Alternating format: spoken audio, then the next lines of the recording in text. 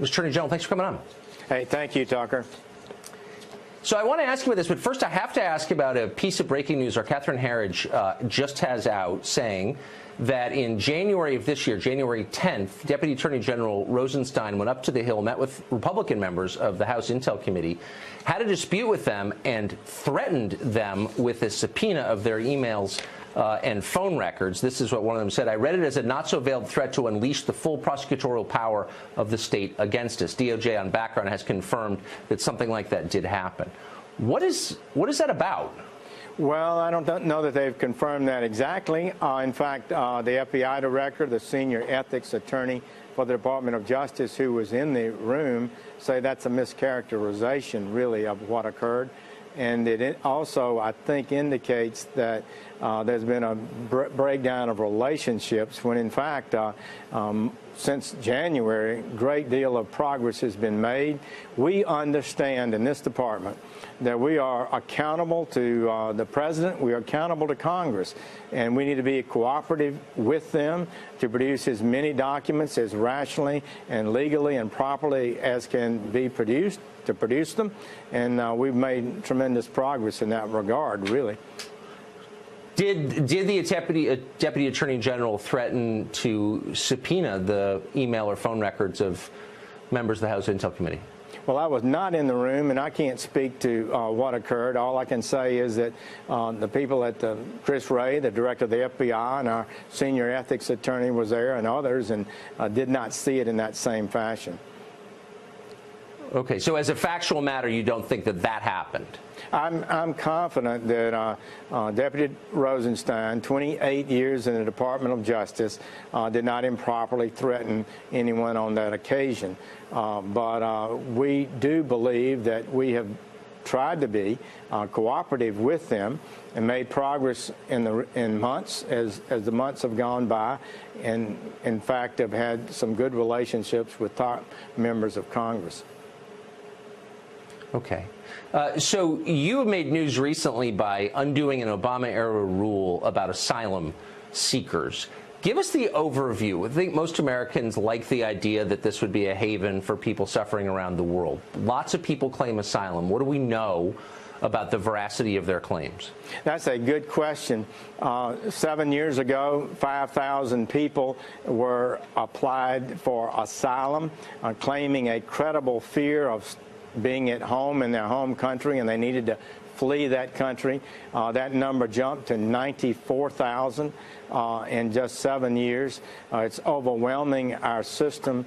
Over 80% of those claims are being denied by the immigration judges as being not meritorious. So it is a big problem for us, but it's each one of those is requiring trials and factual decisions by our judges. We're going to add 100 judges, and that may not yet be enough judges to handle the cases. We need to give the judges better guidance. They need to go back to the fundamental principles and laws and rules of the Immigration and Nationalization Act. And if we do that, then we're in a position where some of these cases can be promptly decided. You do not get to come to America if you have a private threat or someone personally attacks you. You do not get to have asylum for that. It's based on your race, your religion, your nationality, that you're part of some special identifiable group that's being persecuted in your home country. That's what it takes to have an asylum, and we need to get this straight, and I think it will help us. The decision I made, I believe it's right legally. I'm totally confident it's consistent with the intent of the drafters of the INA, our law, and I believe it will help us manage our caseloads better and give more focus to the people who deserve to be given asylum, and help us eliminate those that are not worthy of this asylum. Well, if over 80% of the applications are fraudulent, there's obviously a problem. So the DOJ has also recently weighed in on the question of speech on campus.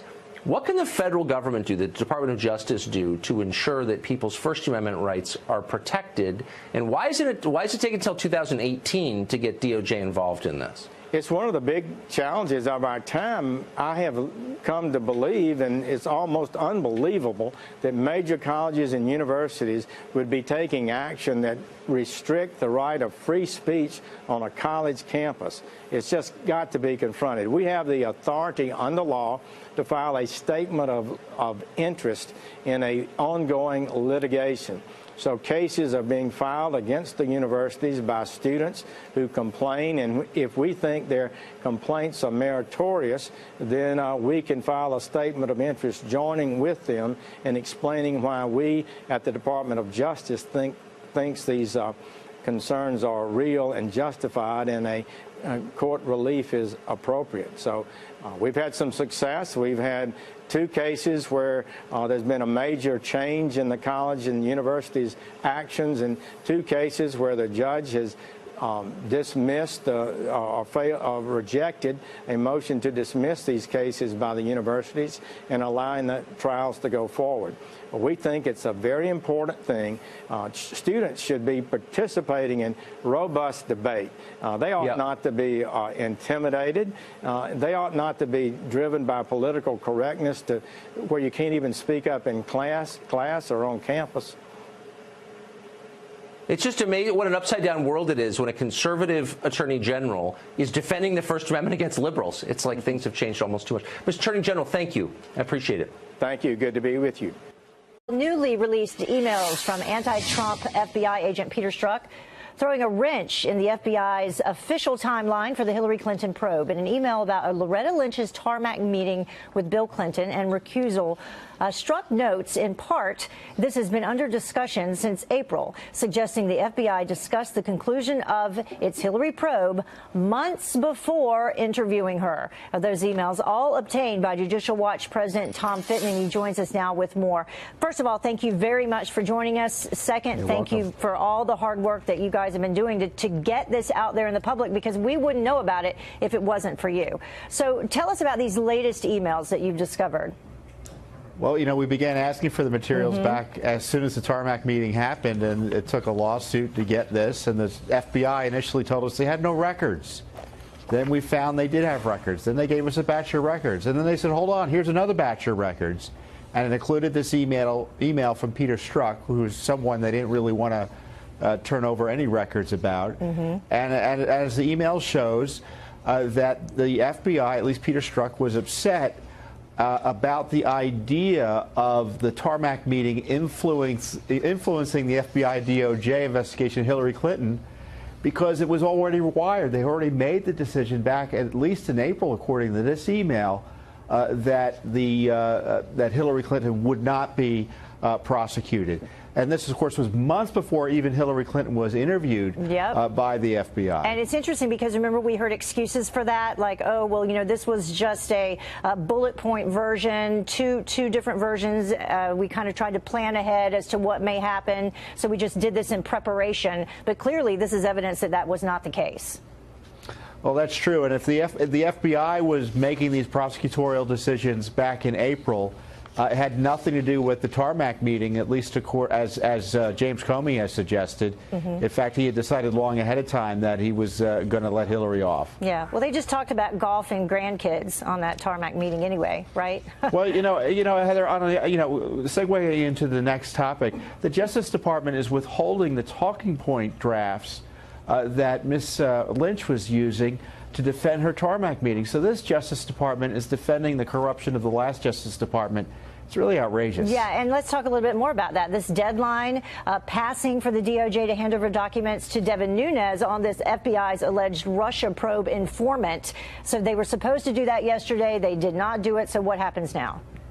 Well, it shows you that the Justice Department has utter contempt for Congress in matters of oversight related to Spygate and Russiagate. This on top of the news reconfirmed yesterday by Fox News that Rod Rosenstein threatened the Intelligence Committee with subpoenas. You know, I'm not aware of that ever happening before. I can't imagine a scenario in these circumstances where it would have been appropriate. Jeff Sessions needs to apologize. President Trump has already intervened once to try to get the records that issued here today to Congress. Justice Department has thumbed his nose at him. He needs to intervene again to get these records. He needs to order the records to be released because the Justice Department can't be left to their own devices here. Jeff Sessions needs to actually do something. I mean, you know, really, he's been absent. Thank you so much for joining us, Tom. We appreciate it. IG report tomorrow, allegedly. So we'll talk about that as well. Thank you.